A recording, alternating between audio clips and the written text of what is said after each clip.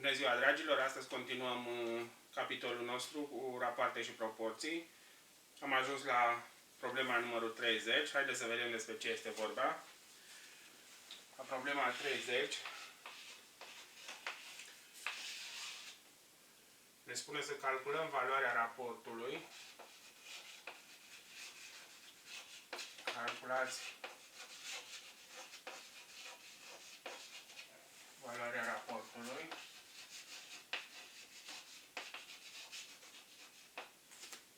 dintre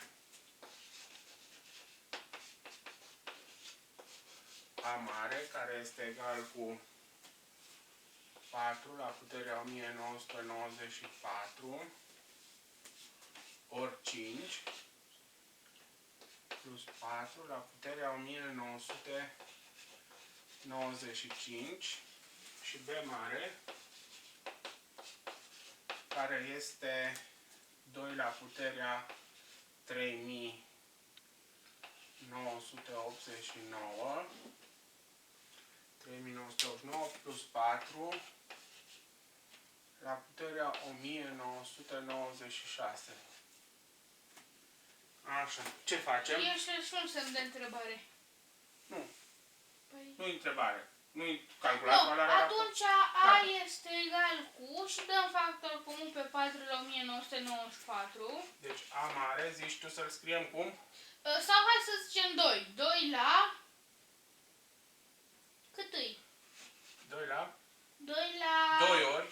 Hai să zicem așa, nu? 2 la 2 ori 1994 pe lângă 5 plus 4. 5 plus 4. 4. Da. Nu, și acum A mare este egal cu 2 la... Hai să scriem 9 ori. 9 ori 2 la puterea ar fi 8 în coadă, după aia tot 8, după aia 9 și 3.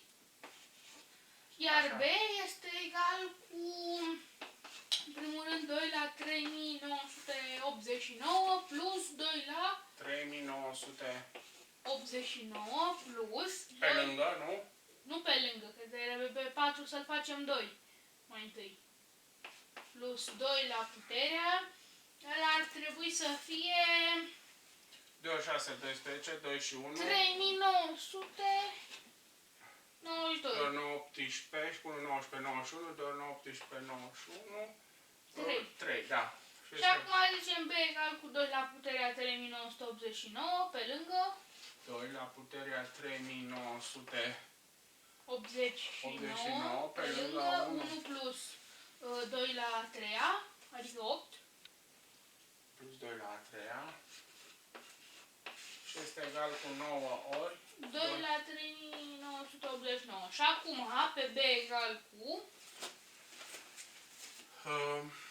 asupra B egal valoarea cu, raportului între A și B. A mare supra B mare este egal cu 9 ori 3 la ori 2 la 3988 supra 9 ori 2 la 3989. 3989. 89. Și acum 9 cu 9 se duce, Da. și rămâne 1 pe 2. Hai să zicem Simplificăm prima. hai să zicem 2 la 3988 supra 2 ori 2 la 3988. 88. Și acum este egal cu 1 pe 2 pentru că ăsta Cu aia se duce. și cu ăsta se simplifică. Deci 1 pe 2. rezultă că A supra B este egal cu 1 supra 2. Da. Problema 31. Așa, problema 31 ne cere să aflăm cel mai mare număr natural. Aflați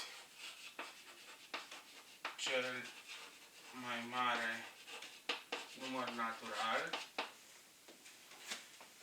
scris cu 4 cifre.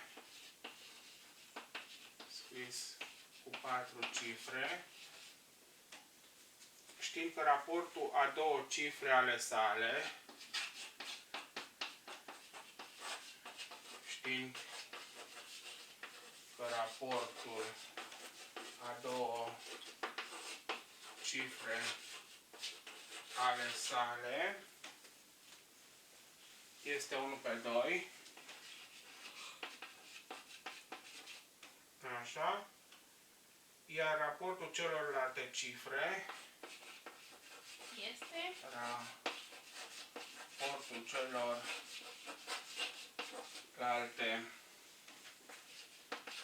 cifre este 1 pe 3.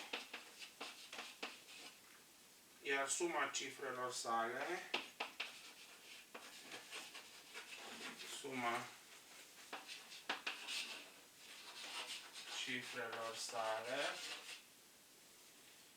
este,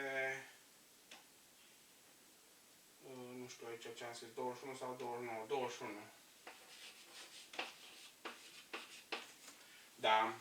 Deci avem un număr natural de 4 cifre și știm că, practic, A pe B egal cu 1 pe 2. Stai, să o luăm așa. Deci, odată, numărul nostru este de forma A, B, C, D. A, B, C, D. Ăsta e numărul Și nostru. acum știm că A pe B egal cu 1 pe 2. Raportul a două cifre ale sale. De ce A pe B neapărat? Noi primele două Păi cifre, nu le luăm, stai că nu. Cum să nu conteze? Păi ne cere să aflăm cel mai mare număr natural. Păi dacă ne cere cel mai mare, cum să luăm? Trebuie să gândim acum problema. Nu ne aruncăm așa. Păi 1 pe 2 e mai mare decât 1 pe 3. Raportul a două cifre ale sale este 1 pe 2. Raportul celorlalte cifre, adică două dintre ele raportul a 1 pe 2 și celelalte două au raportul 1 pe 3. Iar suma cifrelor este 21. Ca să fie cel mai mare număr, ar fi ideal ca AU să fie 9. Nu? Și atunci e AU... Dar ca să fie AU 9... Trebuie să fie 1 pe 3 să fie 3. Da, Că deci să înseamnă fie că ceva pe A. pentru ca AU să fie 9, să fie maxim, D pe A. nu-l pot băga decât în valoarea raportului 1 pe 3. Da. Că 1 pe 2 nu merge. Adică oricât aș pune să fie supra 9, nu? 3 supra 9 trebuie să fie ca să fie 1 pe 3. Ar trebui să fie 1 pe 3, că niciun caz 1 pe 2. Și atunci ăsta să zicem că ar fi AU, nu ca să fie cel mai mare. Și atunci mai avem un 3. Nu știm încă cine să fie 3-ul. B-ul trebuie să fie 8 ar putea fi cel mai favorabil caz.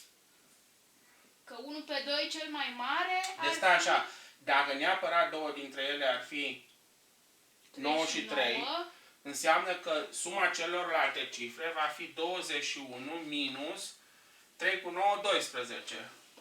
Adică 9. Adică 9.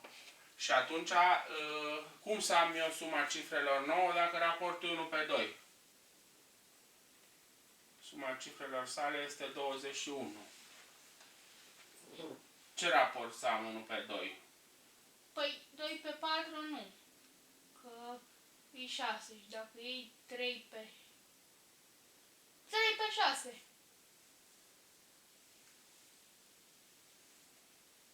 3 pe 6, zici tu. Păi 3 cu 6 9. Ăsta ar fi raportul, nu? Da. Deci eu trebuie să găsesc două numere. Dacă ar fi 3 și 6... E clar, B-ul e 6 și C și D sunt 3. Deci înseamnă că... Deci ăsta este pentru raportul 1 pe 3, da? Ăsta e pentru raportul 1 pe 3. Înseamnă că, zice, raportul a două cifre ale sale. Celelalte cifre ar trebui să fie 3 pe 6, nu? Da. Ca să fie 1 pe 2. Da, și acum Și B-ul 6-le va fi cea mai mare, adică după A, care e 9, va fi B-ul. și 3 și 3 care nu mai contează, C și D. Da, și să zicem că ăsta ar fi C-ul și ăsta ar fi D-ul. Da. Nu? Da. Și atunci rezultă, din toate astea ce am scris noi aici, rezultă că numărul nostru ABCD 9633. ar fi egal cu, cât ai zis? 9633. 9633. Și acum 9, 3 pe 9 e 1 pe 3, 3 pe 6 e 1 pe 2 și suma, hai să vedem suma, 9, Păi suma e 3 9 ori plus 6 plus 3 plus 3, cât este? 18, 18 și cu 3 este 21, nu? Înseamnă că ăsta este numărul căutat. 9633, nu? Ce a fost interesant aici?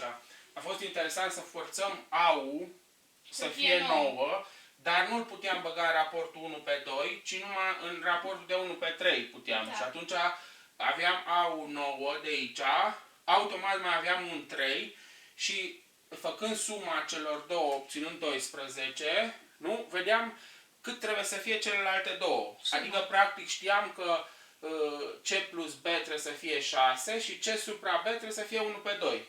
Da. Nu? Și de aici rezultă al doilea număr cel mai mare, 6-le, care vine după B, după A, adică fiind B-ul, și atunci obținem numărul 9633, nu? Da. Bun, perfect. Mergem mai departe cu următoarea problemă, problema 32. Problema 32 zice să calculăm valoarea raportului. Calculați valoarea raportului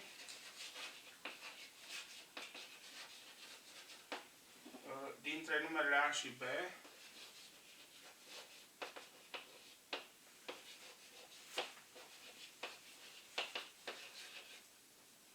dacă odată la punctul A mic avem așa că A este egal cu 10 plus 11 plus 12 plus 13 plus 14 plus și așa mai departe plus 20 și B mic este egal cu 100 plus 101 plus 102 plus 103 plus și așa mai departe plus 110. Ăsta este A mic și la B mic avem că A este egal cu 1 ori 2 minus 1 ori 2 ori 3 plus 1 ori 2 ori 3 ori 4 și B mic este egal cu 2 minus 4 plus 6.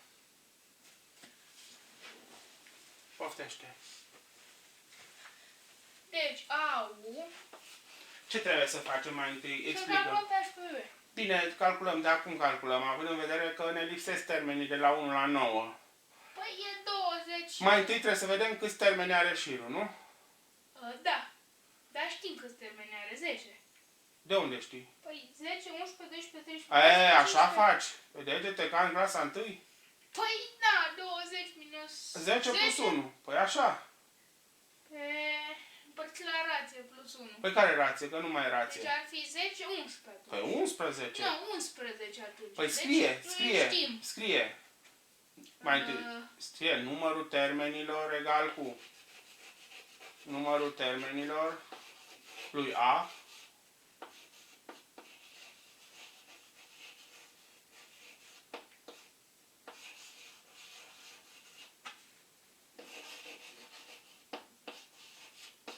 egal cu, nu așa, 20 minus 10 plus 1. Nu așa, Ștefan, în dreptul egal, că n-ai rație. Da. Gândește înainte să scrii. Zic 10 plus 1? Nu, zici 11. Așa, și acum calculezi A-ul. Acum A este egal cu...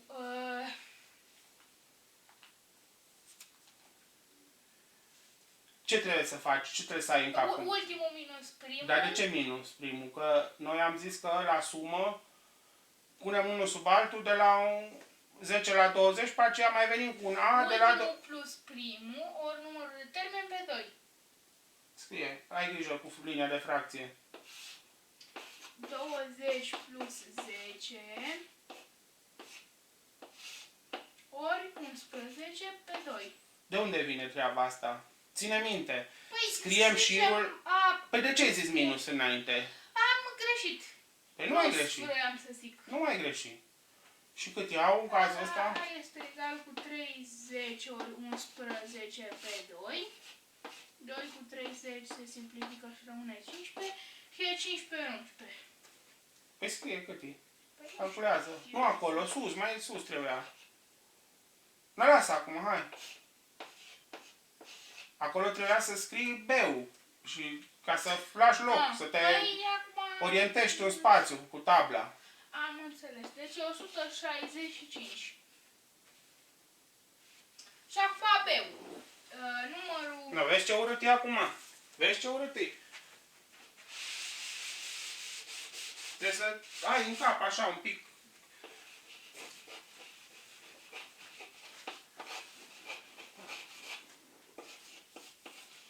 Cum îți încadrezi tabla?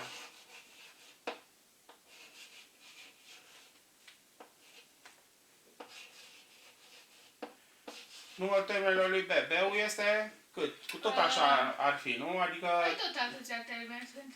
Că sunt 110 minus 100 plus 1 și sunt tot 11. Așa. Dar acum B-ul este egal cu 110 plus 100 ori 11 pe 2. Așa. Și este egal cu 210 ori 11 pe 2. Se simplifică și rămâne 105.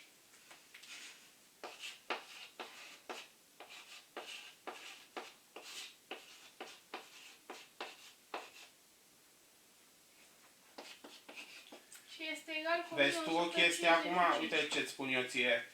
Deasupra ai avut 15 ori 11, vezi? Da. Aici ai 105 ori 11. Ai făcut două calcule aiurea. Pentru că tu trebuie să faci ce? Raportul. Da. Nu te arunci de fiecare dată să faci calculele. Faci calculele numai dacă e necesar. Înțelegi?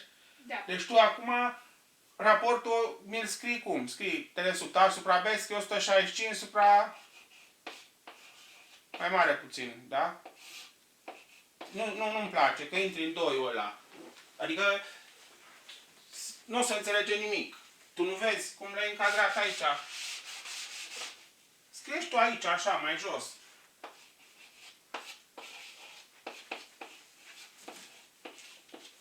Și data trecută tot așa ai mai făcut. Ce scrie 165? De ce ai tras acea linie de fracție? Pentru că jos am o mai mare numărul. Păi da, dar ți ajunge. Hai.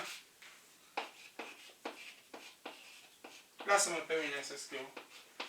Zi-mi, ce fac acum? Ăsta de sus este 11 ori 15. Da, și cel de jos e 105 ori 11 ori 105, nu? Da, 11 cu 11 se Ăsta se simplifică, ăsta cu ăsta prin 5 aici rămâne 3 și aici rămâne prin 21. 15 se simplifică. Rămâne 3 supra 21, care se simplifică prin 3 și dă 1 pe 7. Ăsta este raportul, în primul caz. În al doilea caz, au, cât este? Este 2 minus 6 Au este egal cu 2 minus 6 plus 24. Așa, și asta Și e egal B e cu cât? 0. Este egal cu 26 minus 20. 6, nu?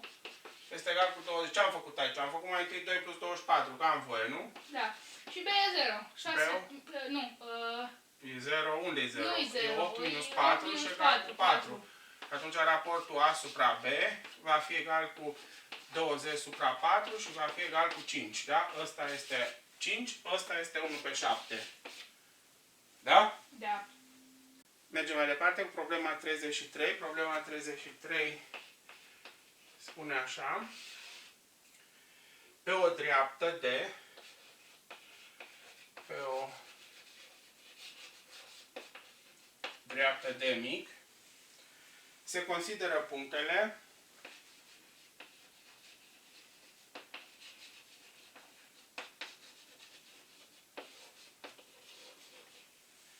A, B, C, D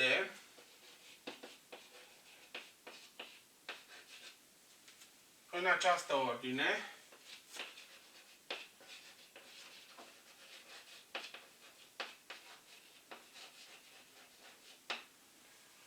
Astfel încât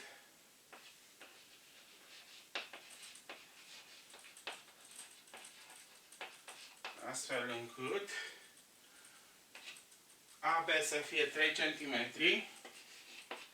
AB să fie 3 cm, BC 5 cm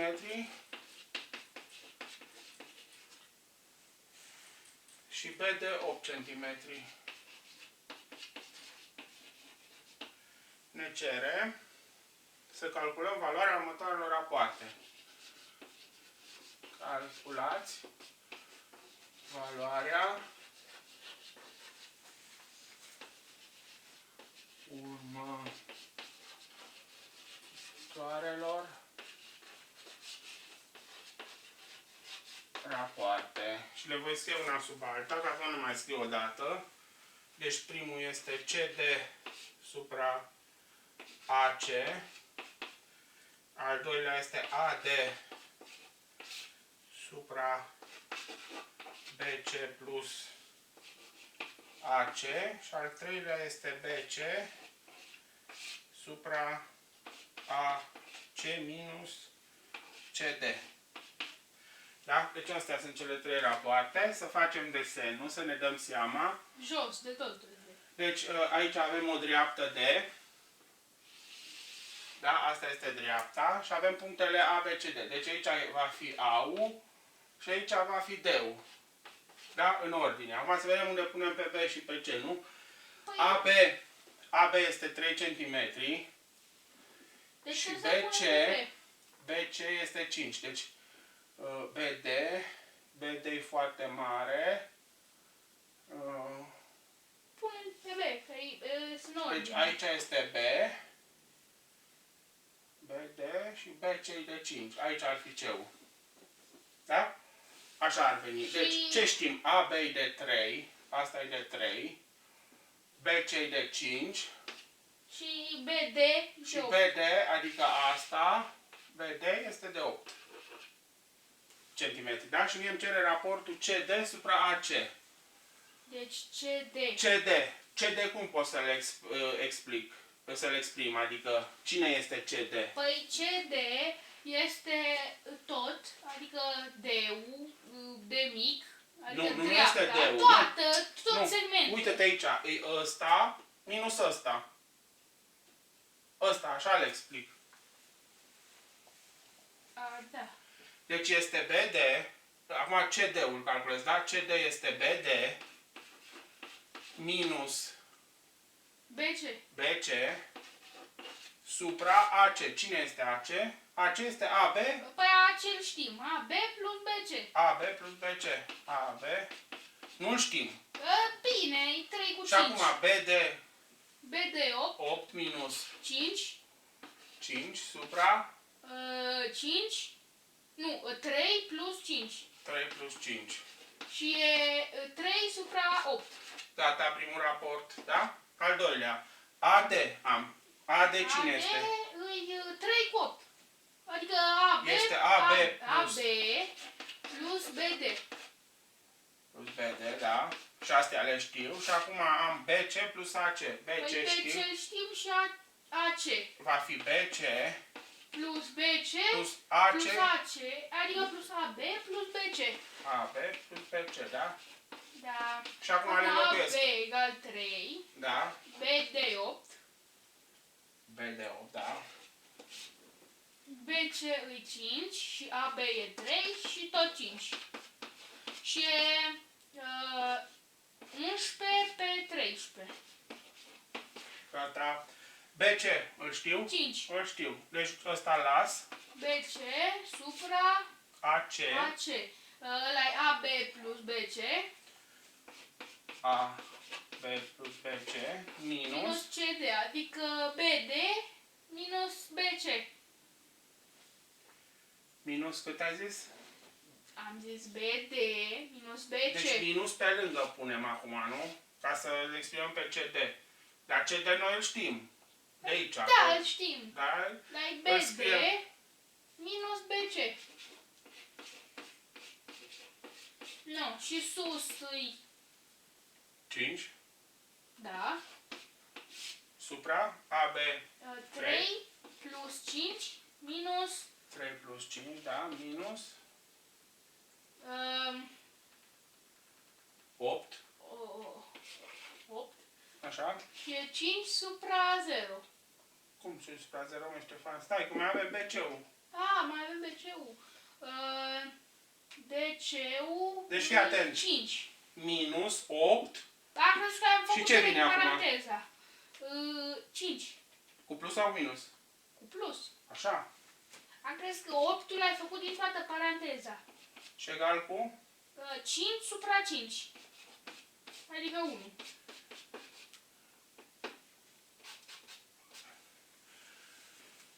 Deci pur și simplu în problema asta trebuie să fac desenul corect și trebuie să văd cine sunt segmentele respective, să le exprim în funcție de mărimile pe care le cunosc și să calculez rapoartele, nu? Da. Atâta ar fi la asta. Problema 34.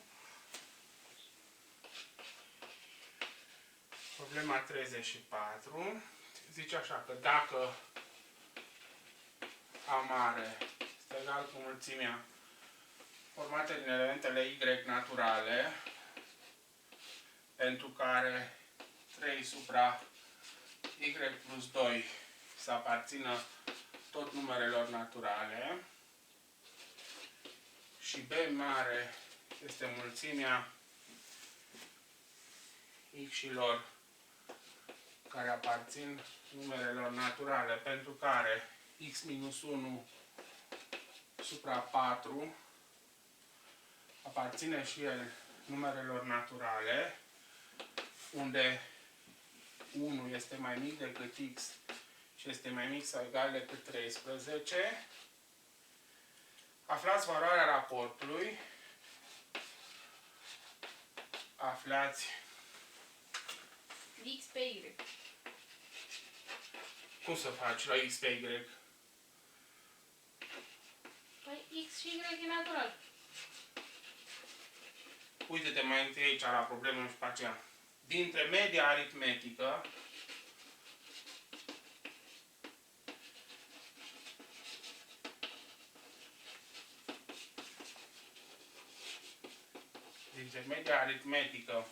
a elementelor mulțimii B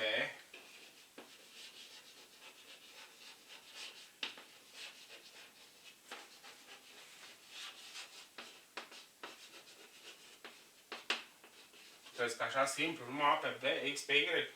Fii atent aici. Media aritmetică a elementelor mulțimii B și media aritmetică A mulțimii A. a elementelor. A elementelor mulțimii A. Media Oricum Y-ul nu poate să fie decât 1. aritmetică a elementelor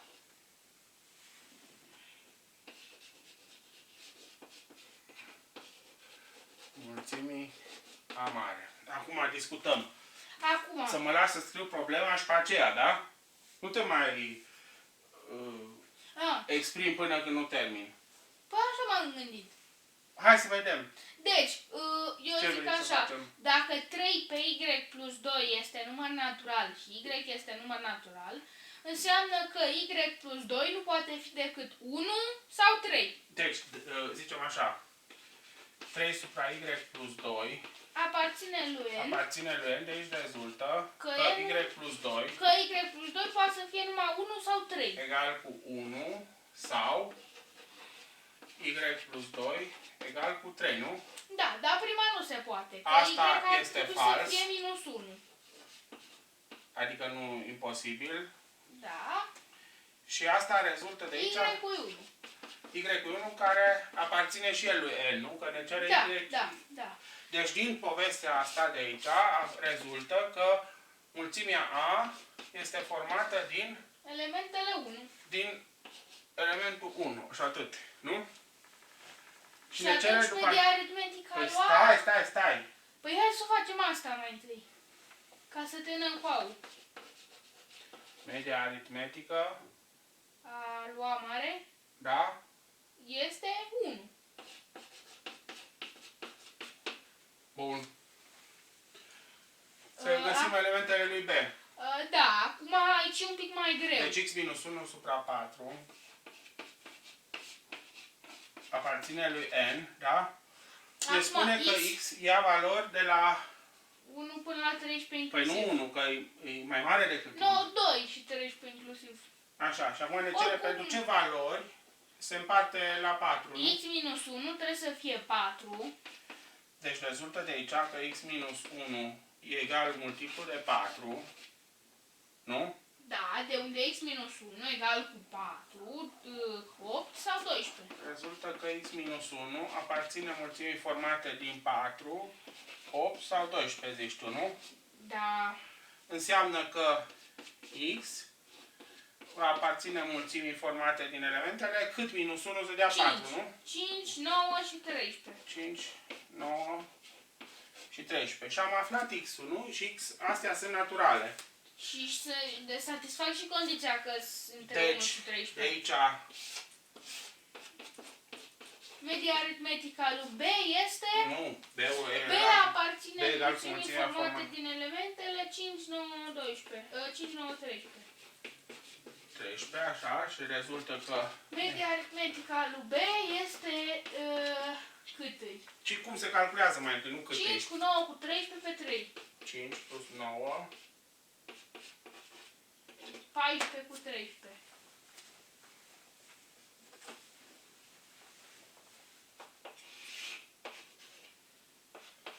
cât este? 27. 27 pe 3? Da. 9. Și e 9 pe 1 care e 9. 9. Și 9 ne cere ce? Ne Raportul. cere raportul dintre media Adică 9 pe 1. Deci ne cere media aritmetică de A, nu, a lui B, supra media aritmetică a lui A. 9 pe 1 adică 9. 9 pe 1 și este egal cu 9, da? Deci asta ne cere. Vă mulțumim că ați fost și astăzi alături de noi și nu uitați că... Doar învățăm matematică, învățați să gândiți. La revedere!